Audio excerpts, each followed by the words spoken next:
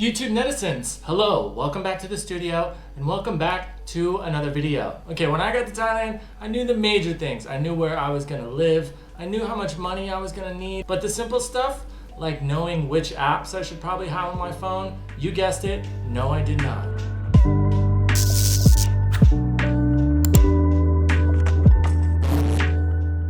So in today's video, we are doing a one-stop shop. Whether you are planning on moving or visiting Thailand, these are the apps that you need to have to make your life easy. Let's get into it. Realistically, there's a few. If you don't have them, you'll be fine. But there are a few I think are really important, so make sure you stick it out through the entire video. That way you are all set up. First off, Bolt, Grab. Essentially the Uber of Thailand. These are super necessary. I knew about Grab when I got here, but I didn't know about Bolt somehow. Luckily, somebody told me. Generally, Bolt is the cheaper of the two, although realistically not by much. Grab also acts as a food delivery service. So those are two that are important, especially if you're in Pattaya and you're off away from the beach. Having some access to taxis is gonna make your life a whole lot easier. We all know, I'm sure you've heard that 7-Eleven in Thailand is something else that is a mainstay. But a lot of people, including myself, honestly for a while, I think it took me like 6 or 8 months of being here before I figured it out. 7-Eleven has their own app in Thailand and it works as a delivery app. Essentially the same way as it would with Grab, you just hop on there,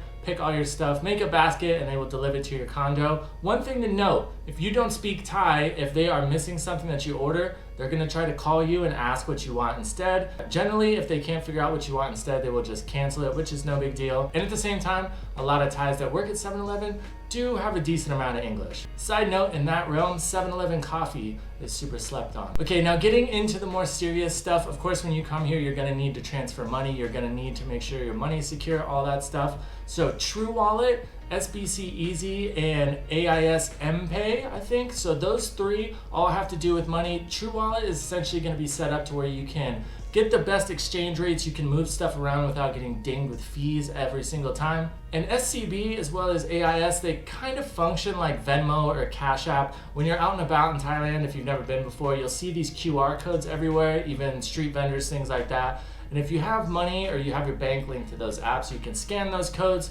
you can send money to other people in their app. It ends up just being really convenient. And of course, it'll save you on those pesky ATM fees of withdrawing cash all the time. Another bonus to these is most bills, whether it be internet, cell phone, even utilities, things like that, you can pay most of those through these apps. A reality that you will see and deal with when you come to Thailand is a lot of the times if you are a foreigner and you're going to like national parks or certain events, most of the time you're gonna get charged more as a foreigner.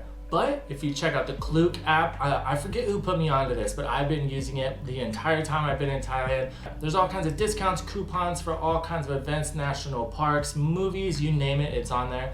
Think of it as essentially like the Thailand Groupon. Definitely worth it. There's been times when I've saved like 200 or 300 baht on one single ticket. The nice thing compared to Groupon is usually on Groupon you have to buy a bunch of the same thing. With Klook, that's not the case. You can buy single tickets and it will save you a bunch of money. Sometimes things can be a little limited, but other times when you hop on there is tons of stuff to do and it is all over Thailand. So make sure you have that downloaded, especially if you're visiting and trying to cram in a lot of fun. Okay, so this next one, I was a bit skeptical, and just to let you guys know, none of these are sponsored. Nobody's paying me to recommend any of these apps. The next one's 12Go Asia. So essentially it's a booking site. You can use it to book taxis, ferries, trains and stuff all over Thailand. And if you've never been to Thailand, if you have, you'll know things, especially like scheduled stuff, can kind of be all over the place. So I was a little skeptical, being like, okay, well, I'm gonna buy a 1:30 bus ticket and then I'm gonna show up and there's gonna be no 1:30 bus and I'm gonna miss it and I'm screwed.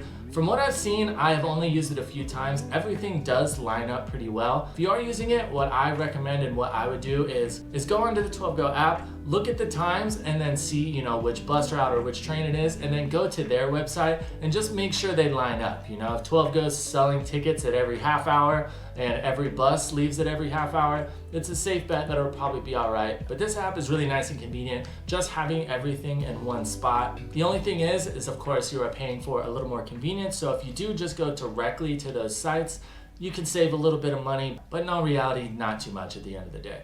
Okay, young men, listen up. Now, if you're out and about and you meet a nice girl, something like that, chances are Most of these girls will have Instagram. Some of them don't. It's nothing like in America where everybody just has an Instagram and you know that. And in all reality, a lot of girls especially, even if they do have an Instagram, they probably don't use it that often. So the two most important communication apps in Thailand is Line and WhatsApp. If you're out and about, you meet somebody, you want to link up later, go ahead and grab the Line. You can get the Instagram if you want, but the go-to is Line. And for WhatsApp, it's really convenient for friends and family back home because you can make unlimited phone calls. You're not going to be getting dinged. And of course, the end-all, be-all for apps in Thailand, Lazada.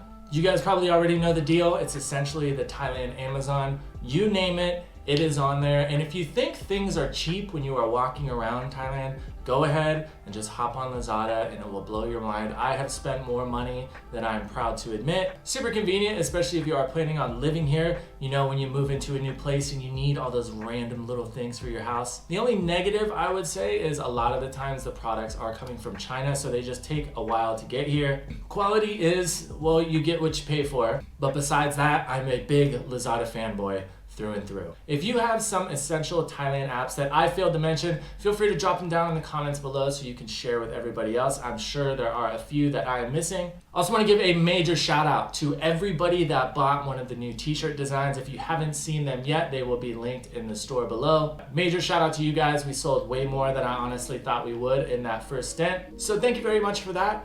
And like we always say, I hope you guys have a great day. I'll catch you in the next one.